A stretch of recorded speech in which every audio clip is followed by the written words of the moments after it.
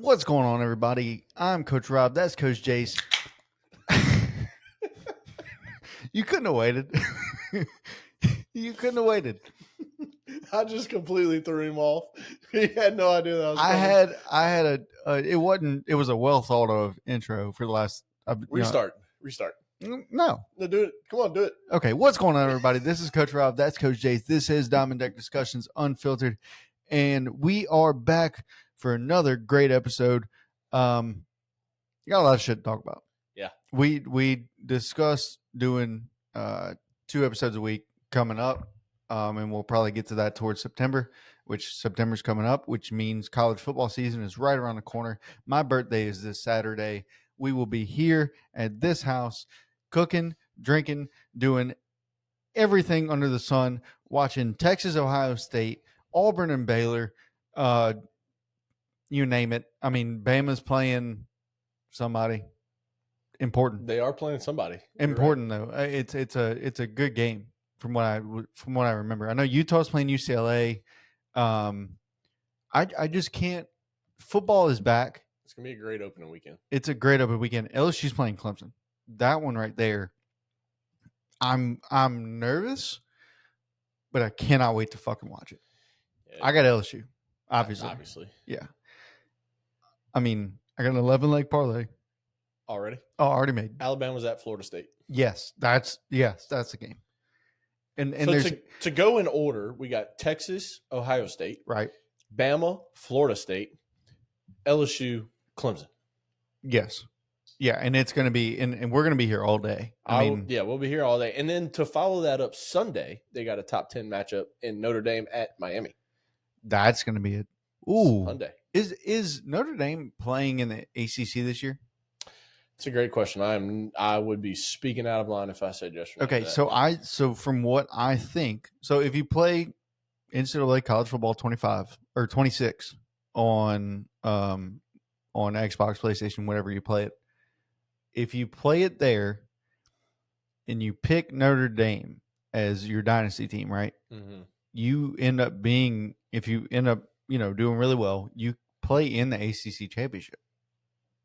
Maybe and that's on the video game. So I'd assume it transfers into real time. I think I want to say, and I'll look this up, but I'm pretty sure Notre Dame is in the ACC for football this year.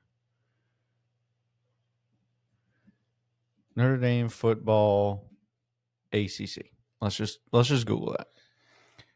We are a football podcast. No, we're not. So kids, get your parents moving. So the AI overview says Notre Dame maintains football independence, but has a formal scheduling agreement with the ACC. All right. Requiring to play 5 games a year against conference opponents, allowing them to be a member of the ACC for all other sports.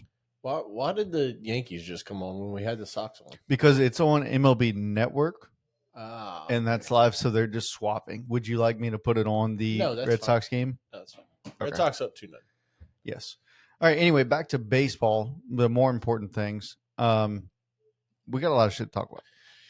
Yeah, I mean, look, a lot of stuff's happened. Yankees did some things. The Pirates finally called up the best pitching prospect in baseball, and Bubba Chandler, after he's made some comments about how he's tired of throwing over 100 innings in minor leagues. He's ready to be in the bigs. He's been down there too long, this, that, and the other. The O's lose their closer for another 12 months after he just came back from Tommy John. We'll get down to that. Also, the O's make a big signing to one of their young players. Coach, is it Gunnar Henderson? Is it Jackson Holliday? Is it Kobe Mayo? Is it Adley Rutschman? Tune in and you will find out who it is, because it is none of those guys. It is none of those guys. A superstar player in Kyle Tucker has been in an absolute slump since the middle of June, and we finally got some details why. Kyle Riley, we're going to keep talking about Kyle Riley because what he's doing, he just joined the 50 home run club. He is the 33rd overall player to do that. He has broke the catcher home run record. We will get into all that a little bit later. And Coach, 3 months after Coach Ron Washington is gone for the year, obviously we knew he had some health issues. Some things finally came out today about what happened, what he's been going through. And look, to start just a while ago, I mentioned the Red Sox were on. Roman Anthony does some things that has never been done in Red Sox history, and the 2026 season schedule has come out, and there are a couple of things I just want to touch on. We are going back to the Field of Dreams for the first time I since did see that. 2021. So I did see that. with all that being said, that's the big overview of everything. We'll dive into everything starting, I guess now. Well, I mean, we're not going to fucking start tomorrow, dude. Yeah.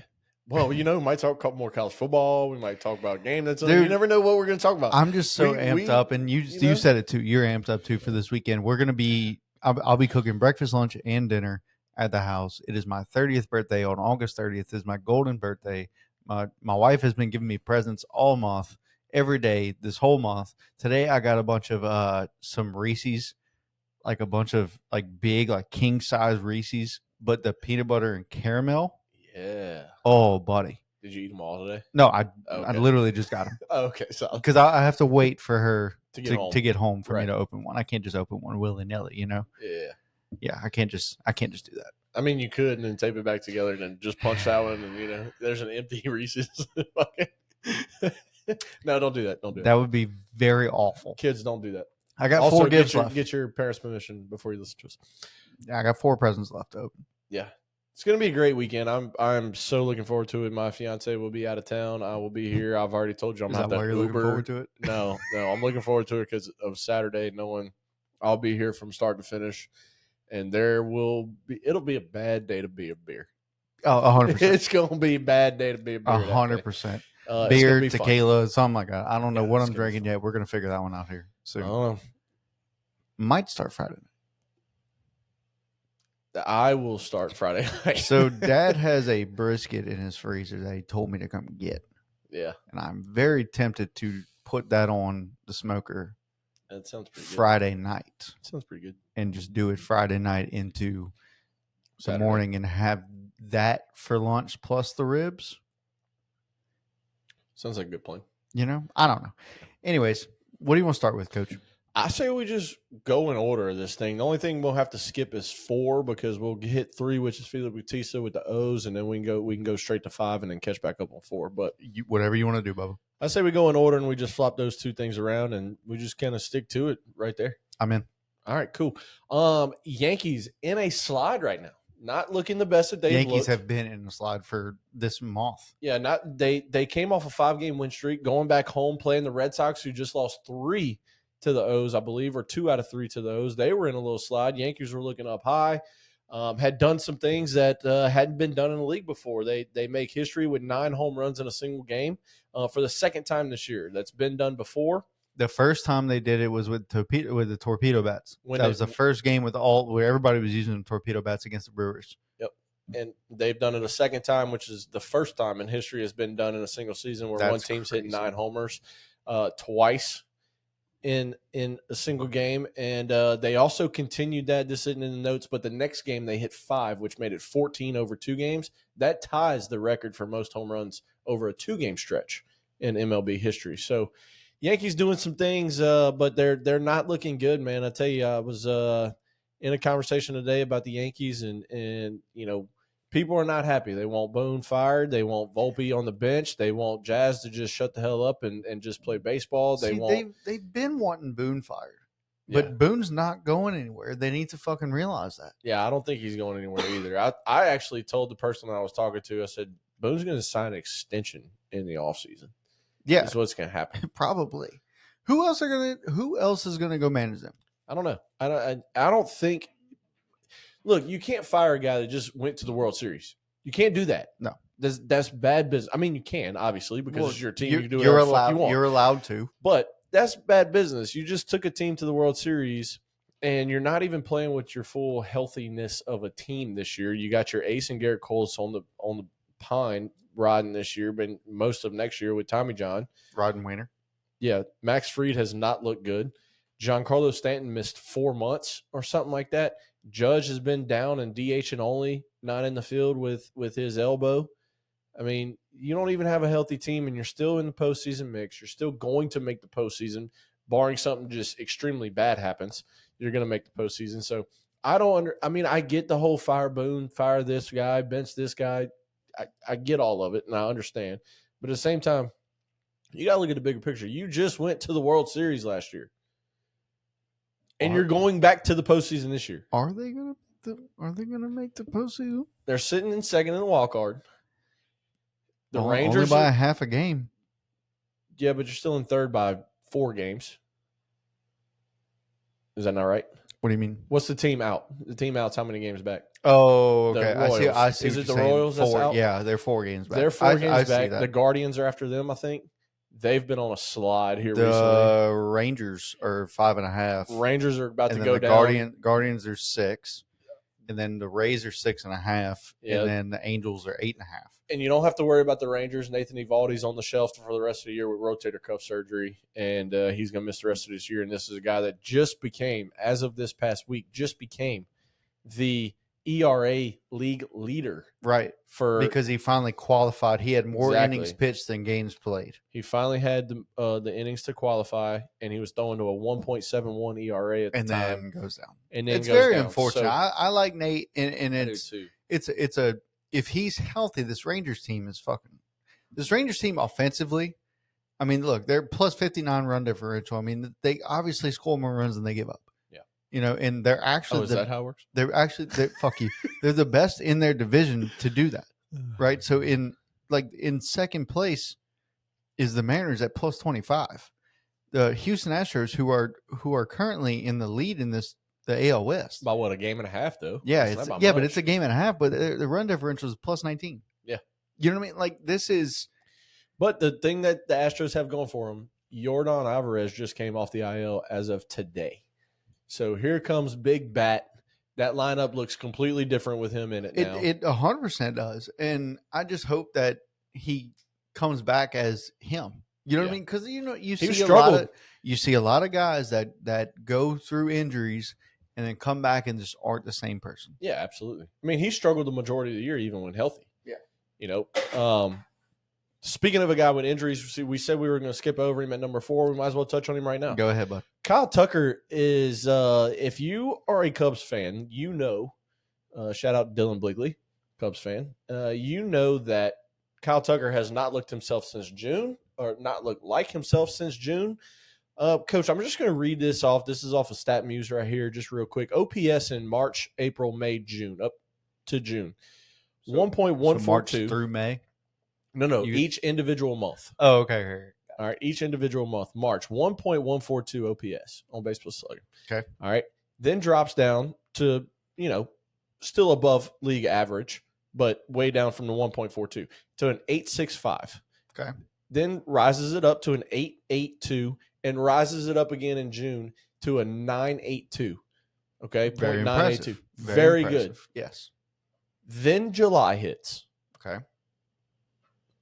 0.675. Okay.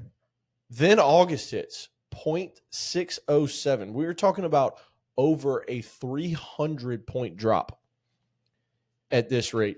And we just got some details here recently that he has been battling a fractured hand since roughly the middle of June. And it's shown. I mean, none of his numbers look the same, okay? In June, in May and June, he hit 5 homers in each month. In July, he hit 1. Okay, this is clearly affecting him. His hits went from 24, 29, 28 down to 17, and then in August down to 13. This is clearly, and look, we still have time left in August, right? We still got 4 days left, 5 days left. So there's still some games to be played, and these numbers could be on the rise a little bit. But then you start looking at the bigger picture, right? We already talked about OPS.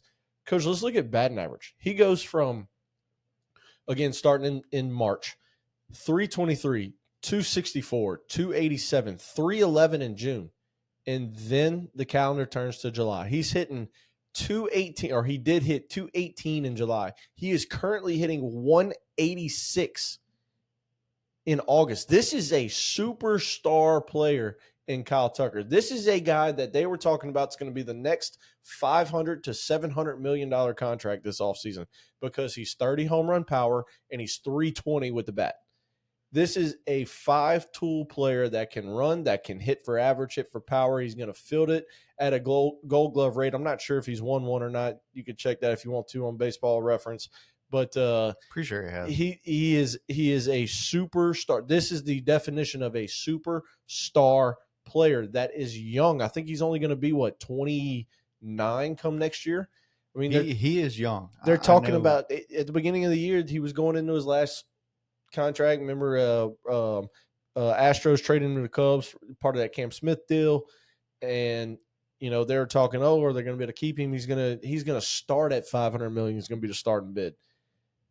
This rate, he's going to be lucky to hit three. I mean, I think he's going to hit 300, but he'll be lucky to hit 400 or 350 even. I mean, I wouldn't be surprised to see like a 9-year, $300 million deal get thrown out there to him just because we know what he can do when he's healthy. I mean, overall, when this guy is healthy, I just said his numbers. I mean, he's going to give you almost a 900 OPS. He's going to hit 320.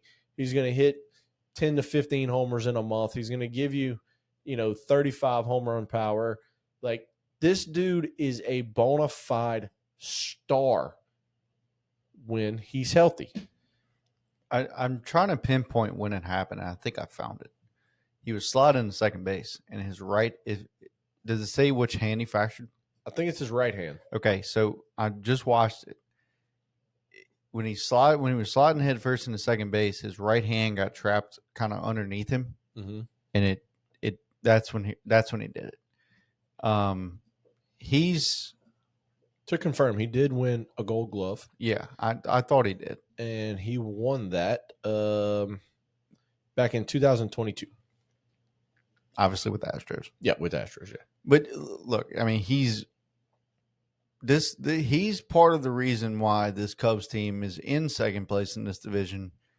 And look, they're red hot too, even without him performing well. Yeah, they're 8-2 in their last 10, right? And they're still 5.5 games back from the Brewers, who are fucking in. They're going to be the first to 100 wins. They were the first team to 80. Yeah, they'll be the first to 90. They'll be the first to 100. Like the Brewers, they are currently the only team in the MLB right now with 80 wins. Yeah, yep, and they're 82. I mean, this is a phenomenal showing by the Brewers. I mean, do you remember at the beginning of the year we were talking Dodgers going to win 110, 115? Like, Dodgers ain't even going to get to 100. Dude, and they might not even win their division. No, because the Padres are one game back, but look, they have one of the higher run differentials in the league. And I honestly don't know why I'm like fixated on run differentials, but that's the name of the game. You score more runs than your opponent. Yeah, that's it. And the person doing that the most, like the team doing that the most, is going to win the most games. Yeah. And if you look at it, that's exactly how it's played out. The Brewers are at 161. They're the highest in MLB in run differential. You want to know? Cubs are second. You want to know something crazy though about run differential? Here's how funny run differential is. The 3 leaders in the AL go plus 93, plus 61, plus 19. All right. The 2 wild card leaders are the 2 highest run differentials in the AL. Red Sox are at 101, Yankees in second, or they're in second place in wild card. They're first in run differential at 106. And neither of them lead the division over the Blue Jays, who are only plus 61. Right. Like, that's how funny run differential can be. It's insane. But I don't understand it. But I mean, you can lose, 30 games, and the one game you win out of those 30, you beat, you win 21-2. Yeah. Right. And there you go. That's plus 19. Yep. But I don't know, man. If you look at this division, man, at the beginning of the year, we're sitting there going, man, you thought the Reds were going to win it. I thought the Cubs are going to win it. Cubs are fucking red hot right now, and riding a 3-game win streak. Not even close. Yeah, I mean, look, they're 8-2, riding a 3-game win streak. Brewers are 4-6, and they're both in their last 10, and it's still a 6-game lead. Right, like, dude, it's what can you do at this point? Yeah, right. Brewers are going to be the number 1 seed unless they lose, 15 in a row here soon. Yeah, and I don't see that happening. Just real quick, just to touch on kind of these races. And I think, when we get to September, we'll really start breaking down the race to the finish, right? Because we have less than a month left when we get to September. We mentioned, or Coach Rob mentioned at the beginning, that's when we're going to start going back to twice a week. We've really been on 1 a week because during college baseball season, we were doing 2, sometimes even 3. We wanted to kind of slow it down a little bit. But getting to the postseason race, right? Come September, where we're going to have 28 days left when we start September. We'll get back up in here twice a week and really start breaking this stuff down, like who we see winning, who needs to do what's the remaining schedule look like. Coach, I tell you who the remaining schedule is to look at. the New York Mets can fall off a cliff here, but they can also take over if they want. 7 of their next 17 games. Well, now it's 6 of their next 16 because they played the Phillies and beat them last night, are against the division-leading Phillies. That's the 17 games to watch is for the Mets. So you got Phillies. They're actually playing right now. Yeah, because you can either catch them in the next 7 games by beating them, which you already did last night, or the Reds are just 2.5 games back from that third wild card spot in which the Mets sit right now. Reds can catch fire too with Hunter Green coming back, and he's looked really good over his last 2 starts since he's come back from the IL. Nick Lodolo's doing his thing. Nick Martinez is up in there doing his thing. They got Burnsy. They got Brady Singer. They got a pitching staff that can get hot and run off 5 or 6 straight here. And they can catch the Mets if they start losing 4, 5 games of these next 6 out of 17 to the Phillies. This is a Mets team that you either make your postseason stand over the next 17 games or you're out. So you got two home series here. You got Phillies right here. Damn. Mets have bases loaded, 2 outs, bottom of first. Yeah. So you got Phillies at home, Marlins at home. Then you go Detroit away. Mm-hmm. Then you go Cincy away. Then you go 4 games in Philly. 4 games in Philly. Then you go home against the Rangers, home against the Padres. Then you go then you go home against the Nationals. Then you go at the Cubs, and you go at Marlins to finish off the season. Yeah. They, like you said, they could either get on top or fall off a fucking cliff. Yeah. I mean, look, the Mets have according to Tankathon, I don't know how accurate this is, but according to Tankathon. Shout out Tankathon. Yeah. The Mets have the 5th hardest schedule left, playing teams that are above 500. Okay. To counter that, the Red Sox have one of the easiest schedules left. And the Phillies are right in the middle at number 13. I mean, dude, this is a time where, again, these next 17 games where you got to play, as of yesterday, you had to play the Phillies 7 out of the next 17 games. Yeah. You can catch them or you can lose your season. One of the two.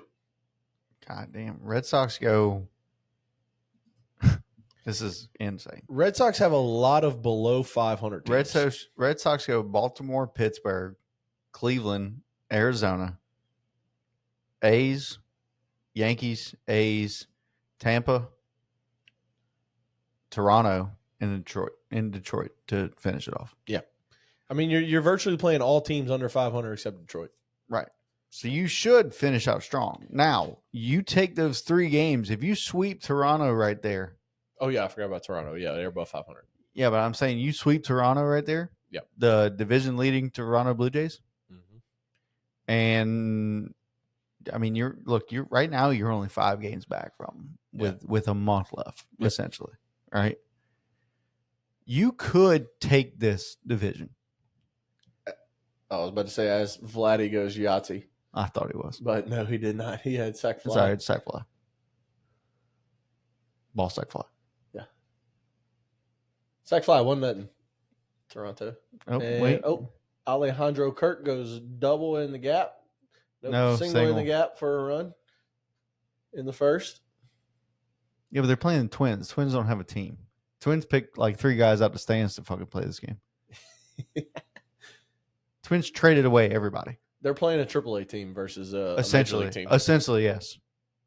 Hey, I don't know though. Joe Ryan got lit up in the first inning yesterday versus Blue Jays. Joe Ryan got lit for like 5 or 6 in the first inning. They ambushed him. It was just him pitching. But I'm saying, like it was like it was extra innings in banana ball. It was him and he had 1 fielder. Yeah. He had fucking Byron Buxton out there and that was it. Anyway, that's Kyle Tucker. It's fucking. We'll break down the races to the finish and divisions more come September. and all that stuff. But Coach, you know who's excited? You know, they don't have a lot to be excited about considering they're out, and Paul Skeens is like broken every record that there is, and he still only has 19 major league wins in his career, which is just insane to think about. But the Pirates have called up the number one pitching prospect in baseball. Finally, Bubba Chandler. Was Bubba the one that told Skeens that he's going to be the starter, opening day starter next year? Oh, I have no idea. I didn't hear this story. There was a Pittsburgh pitcher that told Skeens, like, hey, congrats on being the opening day starter. But I'll be there next year. Yeah, no, I don't know. I don't know this story. I'm gonna look up that pitch. I'm gonna look up that. Yeah, you'll have to confirm or deny this, but Bubba Chandler, dude, it's about time. He came out last week before he got called up, so probably 2 weeks ago, and was like, you know, I've thrown over 100 innings down here in the minors. I think I've proven myself. I'm ready to be up in the majors. I think it's time for me to be in the majors.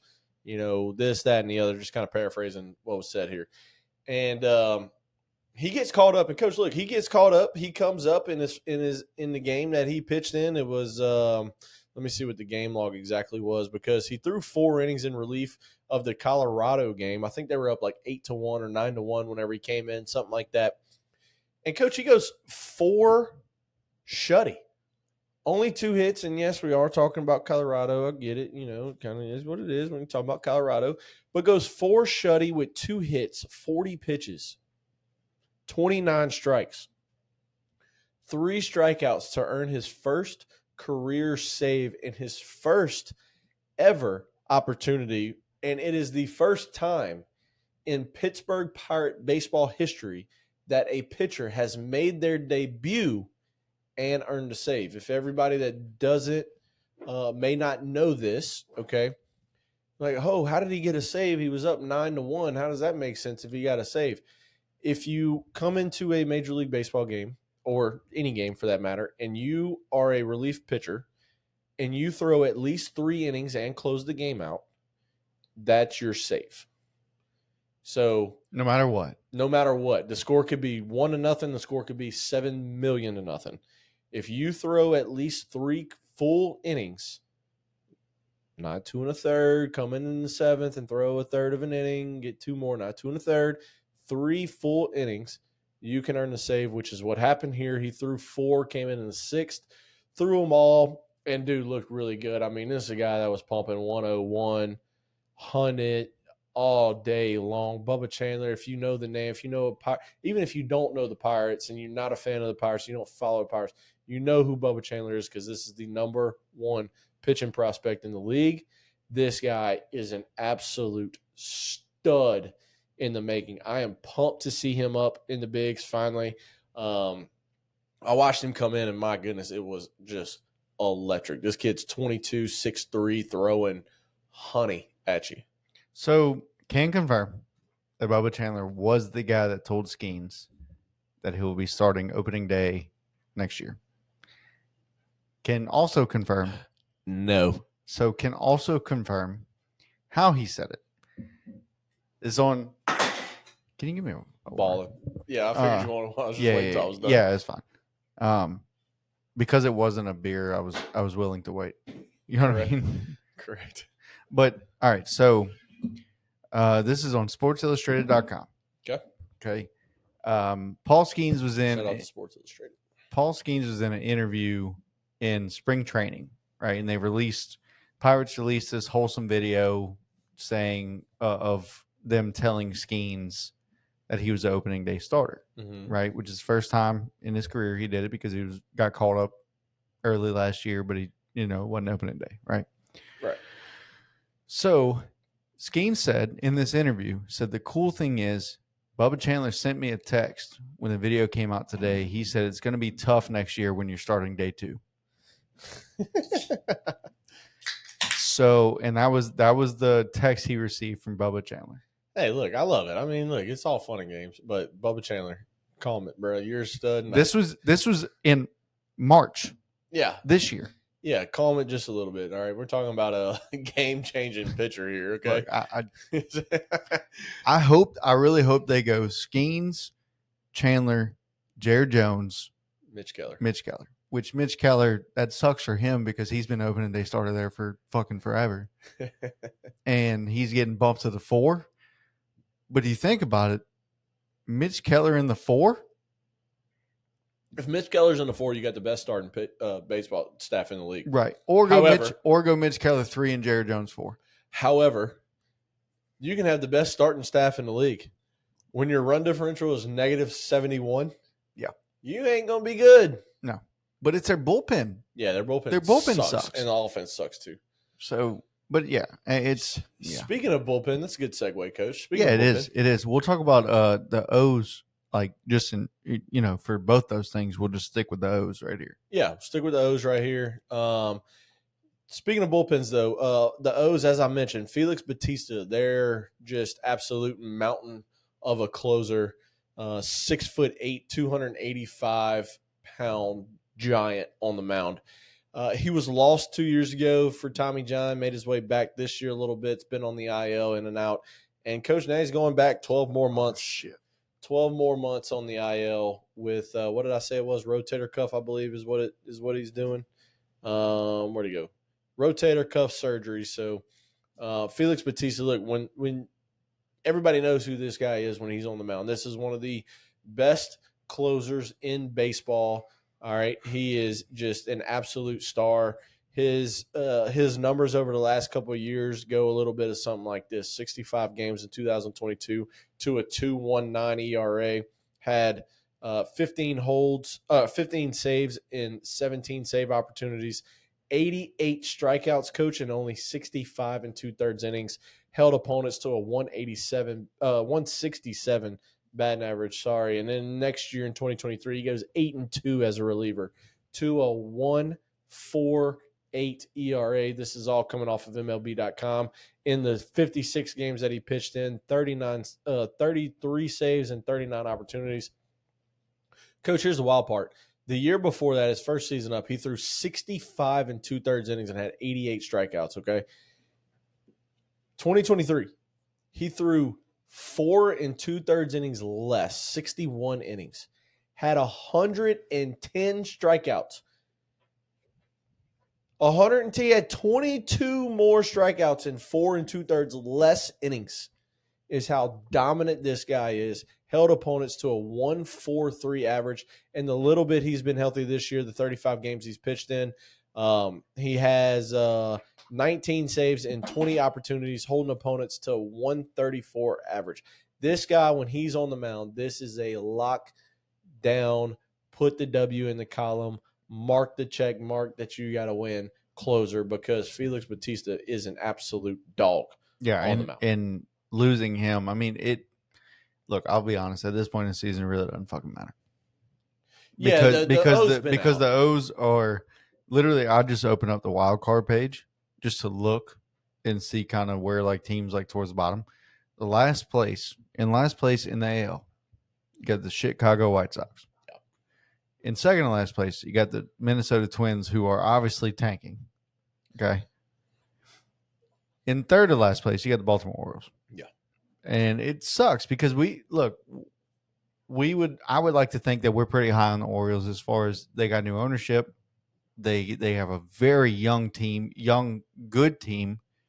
And then on top of that, you bring up who they just extended. I don't know why. Yeah. And I mean, look, as I said earlier, Coach, was it Kobe Mayo? Nope. No. Was it Adley? Nope. Was it Jackson Holiday, the new leadoff man? Negative. Let's see. Who else? Was it? No, they traded Cedric Mullin. Was it Ryan Mountcastle? Negative. Maybe. Shoot. They got all these. Was it Kyle Bradish? Nope. Who's making a season debut right now? Oh, Hearn got traded. It wasn't him? Was it Grayson Rodriguez? No. Was it Felix Bautista? No. No, it was 10 at-bats into his big league career, Samuel Basallo. I don't get it. They have a catcher. They have a catcher long term. I don't understand it. Dude, they signed I heard it best like this. As everybody that listens to the show knows, I listen to MLB radio on my way to work, on my way home from work, every single day. That's what I listen to. I heard it best I can't remember what guy said it, but he said this. He pretty much had the same thing. Was it Kobe? Was it Jackson? Was it Adley? Why wasn't it these guys? Why wasn't it this guy? And whoever he was co-hosting with was like, they signed the cheapest one they could sign. And I was like, fuck, good point. Like, you know what? All their Good players. I mean, look, Gunner, fuck, I forgot about Gunner. Gunner's going to be worth millions, right? Hundreds. Right, hundreds of millions. Yeah. But so, look, 8 years, 67 million. I mean, we don't know what this kid's going to be. And it's right on par with what we've seen other people sign for, right? Colt Keith was in the 8 years, $60 million range. Jackson Churio with the Brewers was 8 and 80, I think. Yeah. Roman Anthony. Roman's on a whole different planet. We'll talk about him in just a minute. Yeah. He just signed, what was it, 8 and 135 with the Red Sox. Like, worth it though. It kind of falls all in the same plane. Look back when Anthopoulos was doing all the Braves deals, right? He signed fucking Ronald Acuna like a 6-year, $100 million deal. Ozzie to a 6-year, $70 million deal. Olsen he got for pretty like 9 and 210, which is really cheap. Yeah. At the time, Matt Olson, he led the league in homers that year and hadn't really lived up to it since. Sean Murphy, who they traded for, they gave him a deal. It falls right in line with where we've seen non-proven MLB players sign for. But dude, it's like you said, you got Adley there. You got you have other guys that you need to spend money on if you want to be successful. And you just drafted 2 in the first round, right? With your comp picks and your regular pick. Now, I will say this though. They have those guys currently, and they were not successful this year. Pitching had a lot to do with it. Mm-hmm. But, I mean, you lose Corbin Burns, and you don't really do much. Yeah, you lost Corbin Burns. You didn't have Kyle Bradish. As I said, he's making his major league debut tonight versus the Red Sox. Grayson Rodriguez was down with an injury. Zach Eflin just came back, who was the guy you traded for last year at the trade deadline. Right. Get him from the Rays. So, I mean, you're down your top 4 pitchers. Boom, right off the bat. John Means went down with Tommy John again. Oh, John Means. Yeah, he went down with Tommy John again. So holy Springer. Springer just launched. Springer just mashed one in the second deck in left field. As Ben would say, lean back on one, kid. Yeah. Yeah. But yeah, dude, look, this is a head scratcher. I mean, look, it makes sense if you look at it from the big picture point of view. Adley Rutschman is going on trade deadline. Trade block. Block. Yes. Yeah, I said dead block. Yeah. You were close. Adley's going on the block this offseason. I've already read something that said this will be the biggest name on the trade block this offseason. And look, he's going to fetch a lot of prospects in return. You heard that, Bill? Jay said fetch. He's going to get a lot of prospects in return. And the asking price is going to be astronomical to get a guy in Adley Rutschman. Astronomical. I was looking to see if Big Inning was on, but it's not. It's just one of those things where you sit back and you kind of scratch your head because you got guys like a Gunner that you need to lock up long term. And they might not. Jackson, that's the thing. They might let those guys walk. They might let them walk. Yeah. I mean, we said at the beginning of the year, and you just mentioned it. We were pumped for new ownership.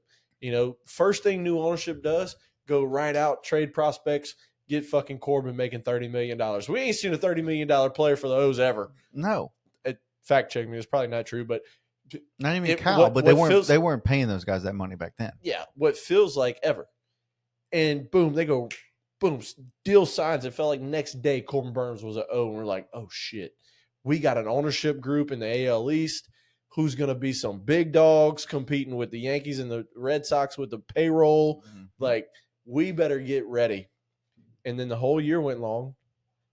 They did nothing at the trade deadline. Not a damn thing. And then you let Corbin walk for nothing. Right. And you don't go sign anybody. And we talked about all the names that were out there on the board for them to sign. Look, they made an offer to Corbin.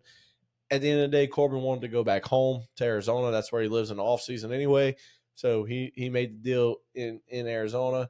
But, dude, there were a lot of names out there. And you got more prospects than anybody's seen probably in the history of this game that were top prospects. Their top 10 could have been top 5 for every team out there except the Sox at the time because you had Rowe and Marcelo and Campbell, right? So you weren't overtaking those guys, but you had Jackson, you had Gunner, you had Kobe, you had Samuel Basayo at the time. You had these names out there that you could have traded to get an absolute ace, a Garrett Crochet, like the Sox just said. Here's some prospects. Yeah.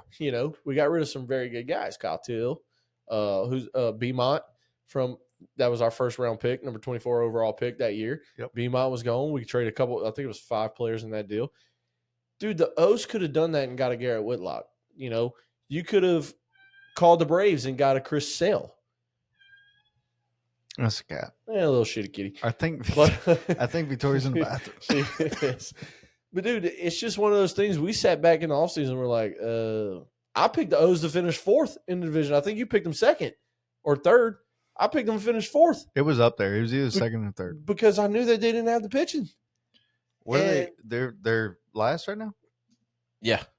Dude, it's just a head scratcher. It's a head scratcher in this damn Rays don't even division, have a fucking stadium, and they're beating the Orioles. Yeah, it's just a head scratcher for the O's, but I don't know. I'm done with the O's, Coach. What about Yeah, I'm done with them too. What about the next guy? We kind of talked about the Phillies a little bit, and this is an absolute hit to their season. Zach Wheeler is done for the year. We mentioned him last episode that he was most likely done for the year with the blood clots. It is confirmed he is having thoracic outlet syndrome surgery, which is a minimum of an 8-month out time. So he is done for the year. He will be done for the big part of next year. He's already come out and said he wants to retire after the 2027 season, which is the end of his contract. So how does this affect his retirement plans? Because obviously you want to be healthy, and at 35, 36 years old. 8 months puts him coming back end of April. But that's when he starts throwing again. Oh. You got to build back up all of May, or March, April, May, June. He's probably earliest we're going to see him is mid-June. If all things go right and there's no setbacks. But, dude, what an absolute loss for the Phillies here. Yeah. With World Series hopes. For the league, or not the league, but for the NL East leading, Phillies. I mean, look, the Mets are in second place in that division at 6 games. They're 6 games back. The Mets are also third seed in the wild card, I believe. Yeah, because the Cubs are first, and then they're tied for second with the Mariners right now. Yeah. It seems like there's 6 teams going to make the playoffs. That's how it works. No. What I'm saying, like, they're already set, right? So you're looking Phillies, Mets, Brewers, Cubs, and then Dodgers, Padres. I'm not set on the Mets. Gonna make the playoffs? Yeah, I'm not set on the Mets, dude. The Reds are 2.5 games back. That's not far behind whenever you got 7 of the next 17 versus Phillies. Now, granted, Christopher Sanchez, who everybody said should have been an all-star, and you look at the numbers, sure, he should have been an all-star. Get it over Mizorowski. I got it. No, I don't need the arguments. But they lit Christopher Sanchez up last night, the Mets. Yeah. And so how does his numbers play to now having to be the number one ace of the staff So guy? that's what I'm saying. It changes everything. Well, so like you said, the Mets have a huge chance here to either destroy their whole season or live up to expectations, right? Which is why I say I'm not sold on them yet. You don't know, right? But from what it seems like, I mean, okay, so there's 7 teams right now that could possibly make the playoffs. I'm comfortable saying 7. I think the AL is pretty much locked up. I think the NL West is locked up. Yeah, I'm talking about the whole AL, though. I think those 6 teams that's leading and in the wild card are there. I don't see Kansas City doing enough to get there. Texas is going to fall backwards. Cleveland's been on a slide, and I think Tampa Bay is just too far back. Now, anything can happen, obviously. Yeah. But in the NL, I think you're down to 7 teams. I don't see St. Louis, Arizona, San Francisco getting back into this thing. The Reds have the pitching to do it. Yeah, but the question is going to be their offense. And look, run differential, plus 41. Like they're obviously they're scoring more runs than they allow. Yeah. But can they keep that up? But can they keep that up? You know what I mean? Like, so I tell you what though, if the Reds end up making this fucking playoffs, they're 14 games back in this division. But if they make the playoffs, None of that shit matters. No, you're 0-0. And it's a free for all. And do these other teams have the pitching to be able to hold up? And I think the Brewers do. I think the Dodgers might. I think the Padres do. The Dodgers do if everybody's healthy. If everybody's healthy for the Dodgers, you go into the postseason with Yamamoto at 1, Glasnow at 2, Shohei at 3. I'll take them 3 over anybody. Yeah. Almost anybody. But so. And the Padres got the bullpen, we know. Right. Padres had the bullpen. Do the Mets? No. And then the Phillies. The Phillies are the other question now because Wheeler being out. Yeah. And if Wheeler's out, who steps up? Who takes that slot? Right? Yep. Because you got 5 guys. You got 5 starters. Right? If one of them's out, you need another starter. Because you can't let your guys go every 4 days instead of every 5 days now. Because that just fucks them up. Yeah. And so who's that 5th guy? Yeah, I mean, look, Christopher Sanchez is going to have to step up. Ranger Suarez is going to have to step up. Jesus Luzardo, who was the big trade in the offseason, you're going to have to step up. Aaron Nola, you better find your shit. Or retire. He's got 5 years left on his deal. Or 4. Bobby Bonilla Day is there for a reason, bud. But, dude, I'm telling you, this is a big loss for the Phillies, I think, and nobody wants to put that aside. But Coach, let's go ahead and go to the next thing. I think I'm good talking about Zach Wheeler. You good with Wheeler? Taijuan Walker. Yeah, Taijuan Walker is going to be the 5th guy. Is what this looks like. He would be the 5th guy. Yeah. Okay. I just wanted to look that up real quick. Jordan Romano's an IL too. That sucks. And you don't have Jose Alvarado for the postseason because he got suspended earlier this year with an 80-game PD. So he's out for the postseason. Dude. No matter what. Let him use steroids. I don't give a fuck. I want to see 500-foot dick slaps and 110-mile-an-hour pitches. All right, you know who is hitting 500-foot dick slaps? That's a good segue, Coach. You're doing good here. And I know you ain't even doing it on purpose. Am I? All right. The Seattle Mariner catcher, the big dumper. We can't stop talking about him because every single time we get on here, he has done something over the past week. Huge ass. As Pat McAfee would say. He has done something over the past week that gives us a reason to talk about him, and he's done it again. He's on the TV right now, throwing guys out. There he is. He's hosing people. Hitting nukes. I'm going to just read what I have typed out because it's too much to try to remember. So, Kyle Riley is the first catcher to hit 49 homers. He is currently at 50 at the time. He also breaks Mickey Mantle's record for 8 multi-homers in a game by a switch hitter in a single season. He's at 9 now. He is the 33rd player in baseball history to hit 50-plus homers. He's also only the 8th player in MLB history to get to 50 before September. We have 5 days left in August, 4 days left in August. When you hear this, there'll be 3 days left in August. He can go even more. And on top of that, he is the first switch hitter / player in baseball history to hit 20-plus homers from both sides in a single season. To everyone out there that's like, oh, put him side by side with Judge. Judge should be the MVP because the only thing Kyle Riley has on him is homers and RBIs. Fuck you, okay? This is not to take away from what Aaron Judge has done. You heard it here first, folks. Fuck you. But you have to reward history, okay? This is a history-making season at the catching position that we have never seen before.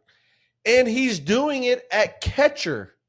Keep in mind, yes, he's got some of these homers as a DH. I think only like 9 of them are as a DH. It doesn't matter. This dude's a platinum glover. He's a gold glover. He's a home run derby champ. He's an all-star. He's going to win the MVP. This is MVP barring injury. Without a doubt, no ifs, ands, or buts, the MVP, and I put a $5 bet on him while he was a plus 1,800 to win the MVP. So I'm going to be very happy at the end of the year to win like all or like, very sad, or $35 that I have to win, or very sad. Dude, it's one of those things where I get what Aaron Judge is doing, and what he does every year is history making. He's got the highest average in the league. He does what he does. But you're talking about a catcher. If you think a catcher is going to hit 50-plus homers and hit 320, you lost your fucking mind. All right? The only thing that would hold him back is his 247 batting average. That's the only thing. That's the only thing that would hold him back. And it shouldn't matter. And it shouldn't. And really why shouldn't it matter? Because nobody pays for on base or for batting average anymore. Chandler Simpson is hitting over 300. You know how many guys I have seen, how many beat writers I've seen put out there where a Rays fan will put out what a great rookie season because he's got 30 some odd stolen bases, 0 homers, and he's hitting 301 or 307 or whatever he's hitting. And they're like, oh, what a great rookie season. And people are commenting on it. Beat writers, MLB beat writers are commenting on it. It's like, this is a great season back in the 1900s. This season sucks right now. He's got 0 homers. He's got 0 slug. Yeah. Like this season. If you're not going to put batting average as a substantial stat in the game anymore, which we don't. We used to have 10, 12, 20, 30 guys hit over 300. We currently have 5 hitting over 300 right now. Correct. If we're not going to put batting average at a standard level anymore, then take it out completely. He can hit 50 homers and be hitting 180. He's the fucking MVP because he's playing the most daunting position on the field. He is taking balls off the leg. He is taking balls off the face mask. He's taking them off the chest. He's taking foul ball after foul ball after foul ball after foul ball. He's taking balls off of everything on his body. I knew you were going to say it. Balls are hitting him. He's throwing dudes out, and he's not taking a day off. No, so he has – I just did the math on this. He has 50 home runs and 120 hits. You know what percentage of that? So his percentage of hits? 42. Close. 41.6 if we're being honest. 41.7 technically if you want to round up. But then if you just want to round it up to 42. We round up to a whole number. So it's 42%. 42% of his hits are home runs. That's unreal. That is unreal. And then he also has 75 walks that go with that. Now, he struck out 154 times this season. But now, look, he's only had, right, so in 2021, it was his rookie year. Gets called up, plays in 47 games. Okay. From then on, look, 119, 145, 120, 153, 129 this year. Okay. Yeah. In every single season, he's had 122 strikeouts, 158 strikeouts. Last year, he had 176 strikeouts. Look, this is the definition of home run or fucking strikeout. It is. There's no doubt. But as a catcher, yeah, this dude is doing unbelievable shit. Who would you think had more stolen bases? Kyle Riley or Aaron Judge?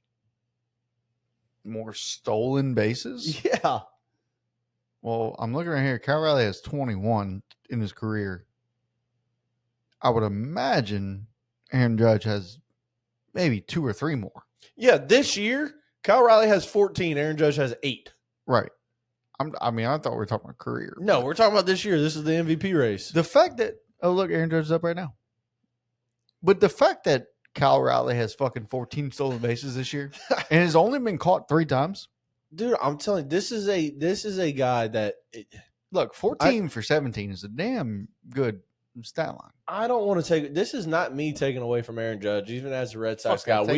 We have acknowledged Aaron Judge and how good Kyle he is. Riley has an 82% stolen base rate. But that's all I'm saying.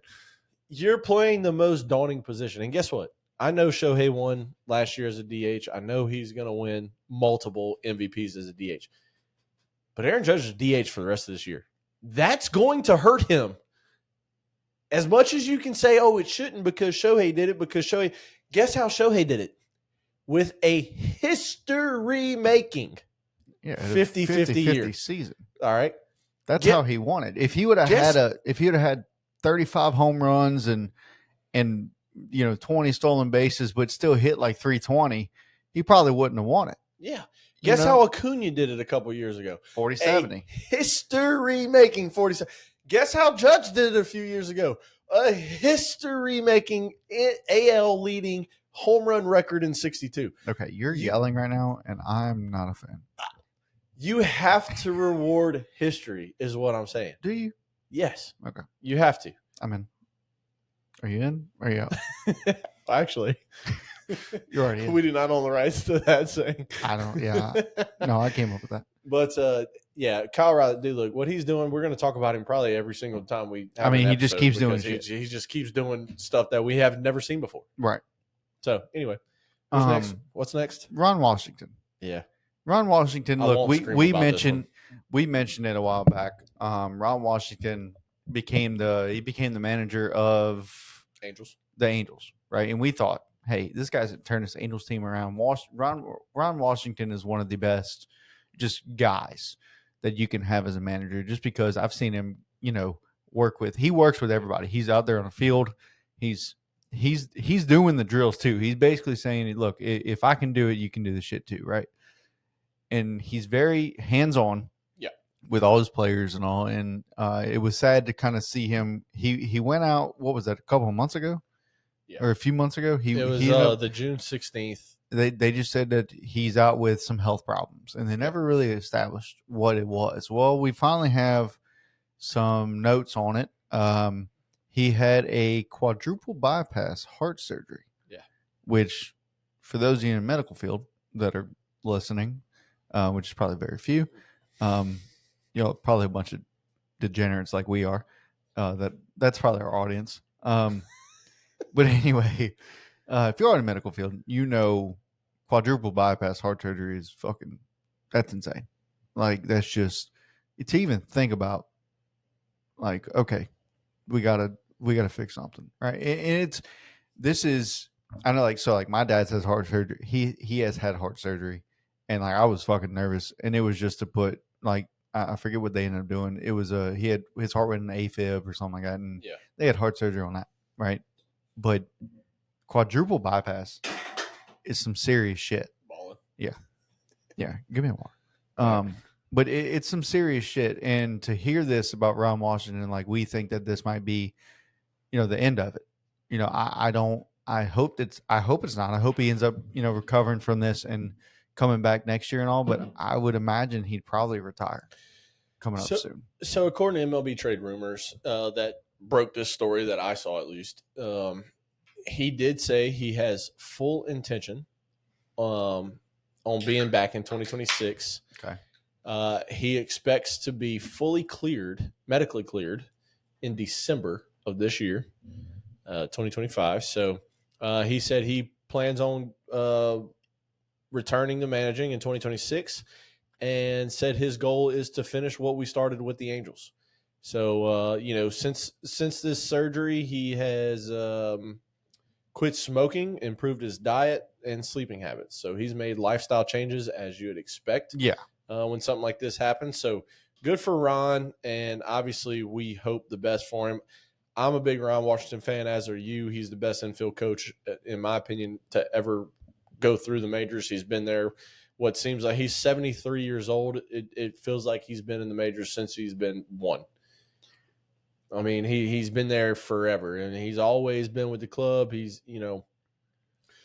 whoever he was coaching, he was not afraid to make a video and put it out for the world to see. He was not afraid to show his tactics of how he trained middle infielders or corner infielders. He was not afraid to show what he did and his efforts. And, it's one of those things, dude, where we kind of guessed this is what it was back in June whenever we first covered this, whenever the news first broke that he was going to be out for the rest of the year with some health problems.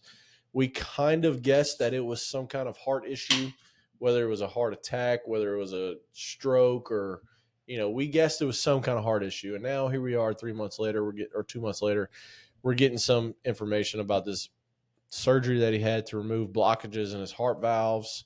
So, he seems to be in good spirits. Also, did you know he lives in New Orleans? Does he really? Yeah. New Orleans. He goes drive by his house one day. New Orleans and Arlington, I think. Dallas.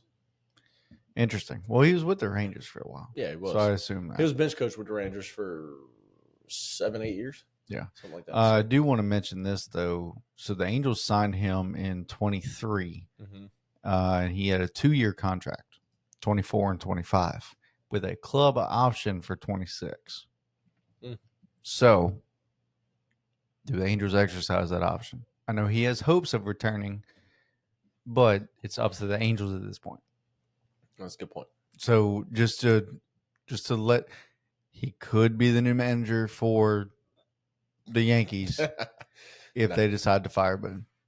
But it just to throw that one out there. But Ron, wish you a healthy recovery and all. We need you back on the field if you can. If not, hey, stay home, retire, do whatever you got to do. Yeah. Yep. Coach, I want you to talk to me about this 2026 season because we skipped one. Roman Joseph Anthony. The Roman Empire has entered Boston, and it is amazing. It is very, very, very nice to watch. He what a superstar! He hit that grand slam, dude, and like he had been there for 10 years, dude. And, I mean, dude, just what he's done recently. I mean, you got his first career walk off in Fenway. He hit dead center. Yeah, it wasn't a homer, but just a walk off fly, right. and then he hits the go ahead homer in Yankee Stadium, first game in fucking the Bronx. If that was in Fenway, dude, there would have been an earthquake. And then, we're playing the O's. The Red Sox playing the O's this week, and he leads off yesterday's game with a homer. He's the youngest Red Sox ever to hit a leadoff homer. Like, he's the youngest one ever to do it. And you have him locked up. And you got him locked up for 8 more years. Holy Stanton. Stanton goes... Oh, off the wall. Warning track power. He's no Roman Anthony. Even in the Bronx. I'm just That comment was absurd. Giancarlo Stanton's traps go all the way to his head. He has no neck. All right, when you talk about his no neck, I got to pee. I'm drinking beer again, so that's right. I forgot. Cole, I need to put a fucking porta potty outside for you Saturday. Well, no, we're guys. We're just pissing the grass. Anyway, Roman Anthony, what he's done since he's gotten to Boston is just insane. Which dog just came in? Hey, Diesel. Roman he's young. Dude is electric at the plate. Damn good fielder too. He is an all around, I will say, 5-tool player that is going to be in Boston for a long time. I'm looking up his stats and all. I want to say he signed. I think Jace mentioned it earlier. He signed, what was it, like 8 years? Let's see. It should be in here somewhere. I don't see it. I will look at it in a little bit. Probably when. Oh shit! When Jace comes back, he's played in 63 games, has 270 plate appearances, 226 at bats. He has 64 hits. He has 18 doubles, 1 triple, 6 home runs already in 63 games. 4 stolen bases, been caught once. Like I said, this guy's a fucking 5-tool player. Now, he does have 73 strikeouts in 63 games. He's looked very uncomfortable versus lefties. He has, but he's hitting 283. Now, I get we got to look a small scale to work with here, but he's a 5-tool guy. His OPS is at 848. Yeah. In just 1 year. What was his? I was trying to tell the people what his contract was, and I couldn't find it. It's 8 and 135, I believe, with some other escalators that makes it like 225, which is insane. Kitty. Roman Anthony contract extension. Let's see exactly what it says on the line. 8 years, 130, which will keep him under team control through 2034. Includes a club option for the 2034 season. That's crazy to think about. The 2030s are crazy to think about. Yeah. The potential value is up to $230 million with performance-based escalators. Performance enhancing drugs. No, let's hope that doesn't happen. Let's see exactly what those are. I know if it's top 3 in AL Rookie of the Year this year, he'll get some kind of bump. Escalators first or second in Rookie of the Year finished this year. MVP finished first through 10th, and All Star selections can all bump it up to make it 230 million. So kind of, this is kind of what was Jackson Churio's? It was 8 and 88 million, and it could go up to like 180 million or something like that. It was something nuts like that, but Yeah. he's worth it too. So there's certain guys like, again, we talked about the Samuel Basallo and his deal. Like, they might have escalators in that, but will he ever get there? Yeah, we don't know, because again, he's had 10 at bats. Like, at the time he was signed was 10 at bat. It's more than that okay, now, yeah. but at the time he was signed. Okay, so what position is he fucking playing? Because he's catcher. Alley's on IL. Oh, well, okay, that makes sense, but I don't know. But look, the Roman Empire is here in Boston, and it's here to stay for a long time. Yes, sir. And this kid is exciting to watch. And look, the whole thing of this topic was he's the youngest Red Sox ever to have a leadoff homer. That's it. That's the words I was looking for. Yeah, couldn't find him. And to clarify, Jackson Churio can get up to $142.5 million from his $82 million deal. He signed 8 for 82, which includes options and escalators to potentially reach $142.5 million. Is what that actually comes out to. Roman Empire, man, so much fun to watch this kid play baseball. No, it is. And I texted you the other day. I said, dude, Roman's grand slam he hit the other night got me fucking rocked up, dude. It was amazing. That was insane to watch. I mean, he's a kid, dude. He's 21 years old. Just it's insane to even think about it. Like, I'll be 30. Yeah. I'll be 30 on Saturday, and like, I look at Roman and I go, this is a fucking man. Yeah, dude. I'm telling you. And he's only 21. The poise that he has, I don't know if you've watched any of his interviews. The poise that he has in his interviews, it's like he's been taking interviews for 20 years. Yeah, I'm sure they got some type of PR team that like kind of coached him on. Oh, yeah, I'm sure. I'm sure that there's that. And like, he obviously he studies, Mm-hmm. But it's also another thing. Like, dude, when like you look at Skeens, okay? Look at Skeens. Skeens how old? 25? No, I don't think so. He's what, 23 then? I think. Paul Skeens is, according to Baseball Reference, 20 just made 23. He's 23 years old and 89 days. And you look at that and you think, God damn, he's a fucking 35-year-old man. Yeah. 100%. No, he's fucking 23. Yeah. Like, dude, you remember when Bryce Harper came up? And Bryce Harper with the Nationals, they were like, oh, this kid's 19 years old. And you look at him and he was just fucking different. He was complete. Like, he just built fucking different. And you look at it and you're like, holy shit, Bryce Harper's 19? Look, dude, I'll tell you a story real quick. Dylan Moses at the time, speaking of college football, Dylan Moses at U High. He was a sophomore at U High. He was already getting. He played for Alabama, didn't he? Yeah, he went to Alabama over LSU. But Dylan Moses, I was at a high school football game at the Dome, and the suite that we were in, Dylan comes walking in, and I'm like, "Who's this man?"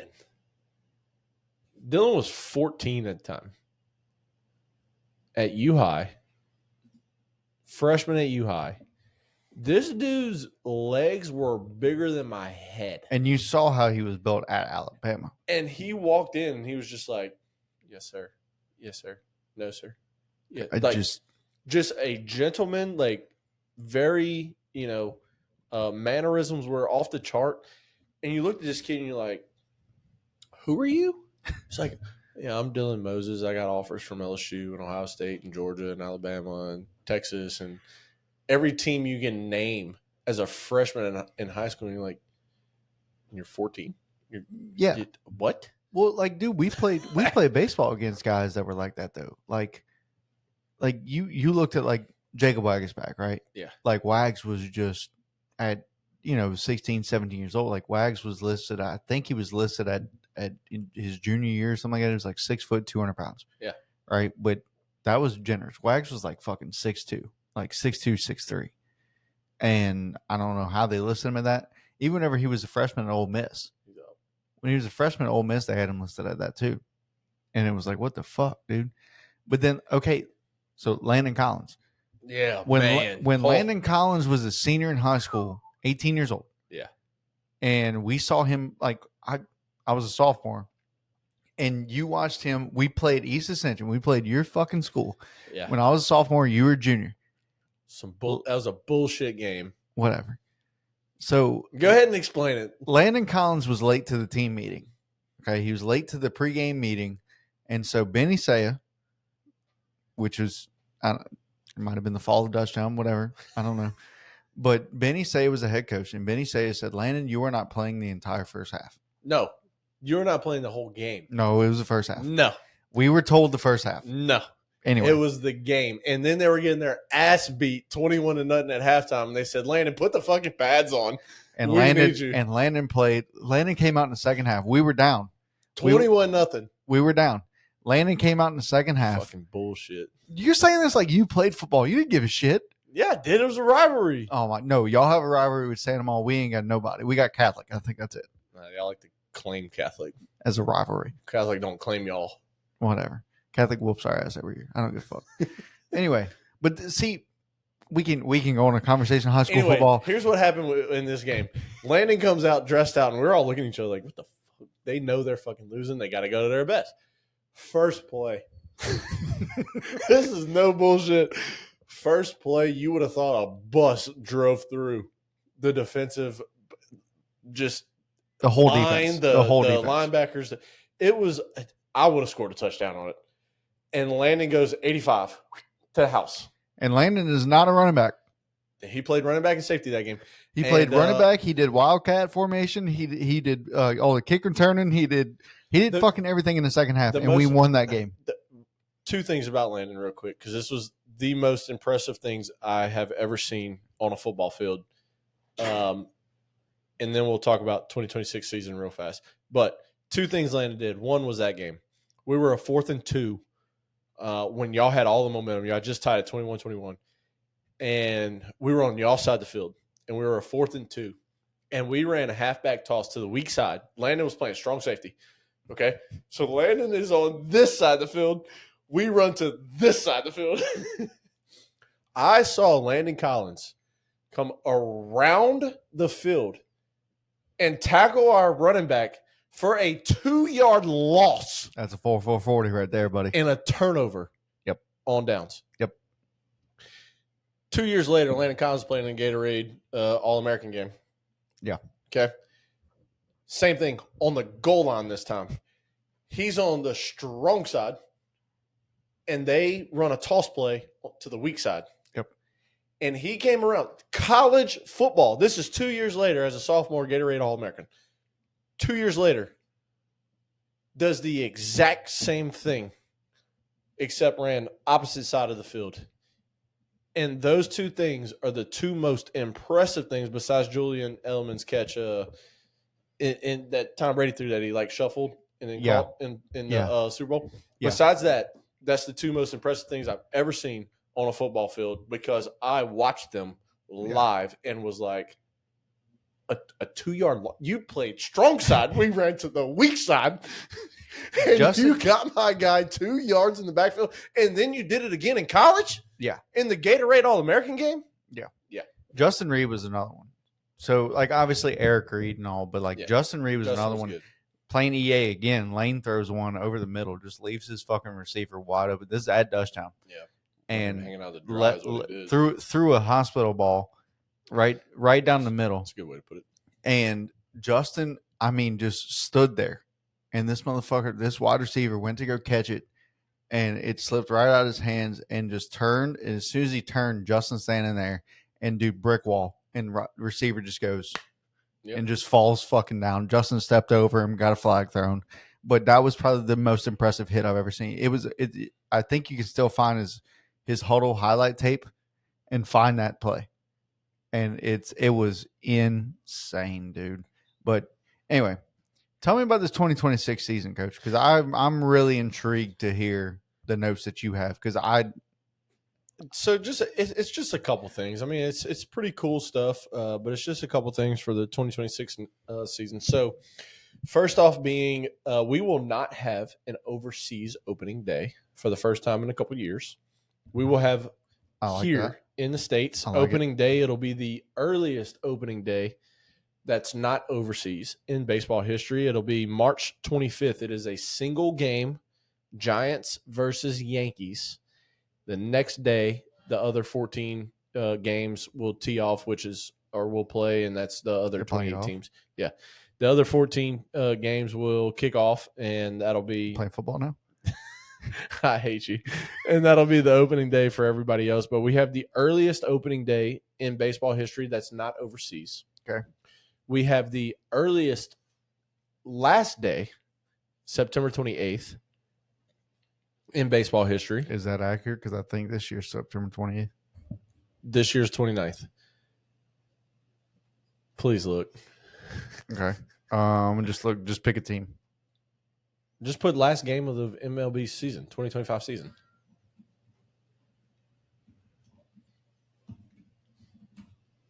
I'm searching. Last game of MLB regular season 2025. I mean, look, I hope you're right. MLB schedule. There we go. Let's go September. Correct. September 30th. That's the wild card. 27th, 28th. No games on the 29th. So 28. I am right for once. We just fisted each other. Anyway. All right. Tied for the earliest start or earliest. The A's, the Sacramento or the Athletic Baseball League team, the ABT, what do we call them? No, the Athletic Baseball Club is ABC. The ABCs. Oh, hon, you bringing me dinner? Will be making their debut in Vegas. Thank you, sweetheart. Yeah, I saw that. Debut in Vegas. They're playing a AAA affiliate of whoever plays there. Back-to-back series, June 8th through 10th. Then they got a day off, and they play again 12th through the 14th. So the A's will be making their Vegas debut this coming year. That's pretty fun. And also returning to MLB, which is what I'm very, very excited about. We are returning to the Field of Dreams. The details have not been finalized yet, but it will be a Phillies versus Twins August 13th through the 16th at the Field of Dreams Stadium for the first time since 2021. They underwent renovations, I'm assuming to make the park bigger, to hold more people, more parking, hold more people, because there was a lot of traffic issues and all that stuff that happened last time they played in 2021, where we got to see Tim, shortstop's name for the White Sox, hit the walk-off. Tim Anderson. Yep. Hit the walk-off. No, that was 2020. Hit the walk-off versus the now Yankees. he didn't play for that was the first. Yeah, that was the first time that they were there. They played it again in 2021. So return to the Field of Dreams. August 13th through 16th, 2026. Details have not been finalized, as I said. So they need to do it in Louisiana, do it in one of the fucking cane fields. That'd be sick. I mean, that's essentially the same shit. Where Toe Nash was discovered. R.I.P. Toe Nash. He's passed away. If you don't know that story, go look it up. It's a fantastic story.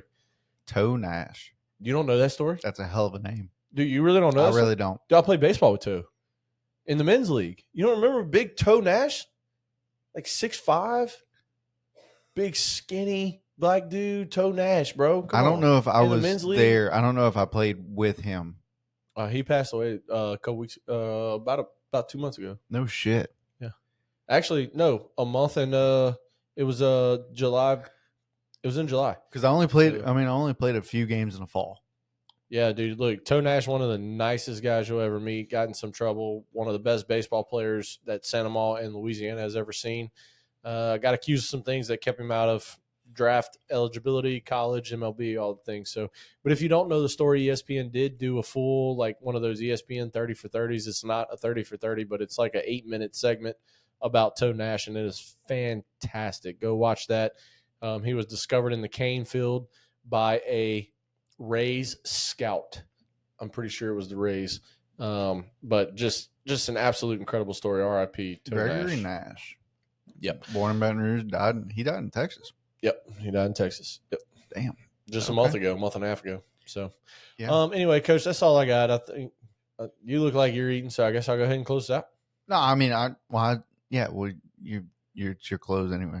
Yeah, I only had those 3 things about 2026. Yeah, season. I mean, it's gonna be. Which one was wrong? Thanks, MLB.com. Well, that's your fault for not doing your own research. Well, I trusted MLB.com. Trust but verify, bud. Yeah, you're right. That's it. Yeah, I really didn't. I didn't ask her to bring me this, but she asked. It's fine. me. I'm about to go home and eat sandwiches. You got fettuccine, it looks like. I don't know what the fuck. We also have fettuccine at home too, so that's what we made last night. It's noodles. There's no protein in this. Yeah, well, that's solid. All right, but I'm going to take us out. Yeah, but, go ahead. Great. Yeah, it's been a great episode. I'm glad we got to catch up on a lot of things. Like I said, come September, we're going to get back into this thing probably twice a week. Coach Rob is now on shift work, so he's got a lot of open days now, and I can come meet him after work, and we can do this thing instead of having a set day. It's normally on Mondays, as it's been for the last couple months. This time it was on Tuesday. Things just didn't work out for Monday, so we made it work for today. And it was my fault. Coming a week or two, we will be back here twice a week, and we won't have as many topics to talk about and just kind of rushing through everything. We'll be able to break down playoff races, postseason races, who needs to do what, who's got what left to play, and all the things. So it'll be a fun last month of the year, and Coach, it's going to be a great opening weekend. Well, we've already had an opening weekend of college football. It was week 0. Yeah, it's week 0 doesn't fucking count. It's bullshit. It's going to be a great opening weekend of college football, and it'll be even better if that 6:30 game, Tigers versus Tigers at the fake Death Valley, the LSU Tigers come out on top, and we get to come back home to the real Death Valley, 1-0 in the top 5, take Clemson right on out the top 5, and do our thing. So it'd be really great if I could win $4,000 off the bet I just placed too. That'd be fantastic. I hope you do. Good luck to you, Coach. Is it the one you trailed me on? No. Wow, you didn't send me the one. Cool. We still have time. Awesome. Appreciate it. We still have time. Thanks, Coach. I didn't trail you on that one. Oh, well, you said you were in. Well, so are you I in? said I was. Or are you out? I did not look at it. I'll be honest. Anyway, if our LSU Tigers come back home winners, we will be way happier either way. I don't think we'll remember too much. So there's that. We'll be here from start to finish come Saturday this week, and it's going to be a great time. Our Sox are off to a good start tonight. Yankees are off to a good start as well. So our socks are off. Mine are on. Mine are off. With that being said, Coach Rob's going to continue eating some fettuccine. I'm going to go home and eat some sandwiches. I'm Coach Jace. That's Coach Rob. We're your boys with Diamond Deck Discussions. We will always be unfiltered.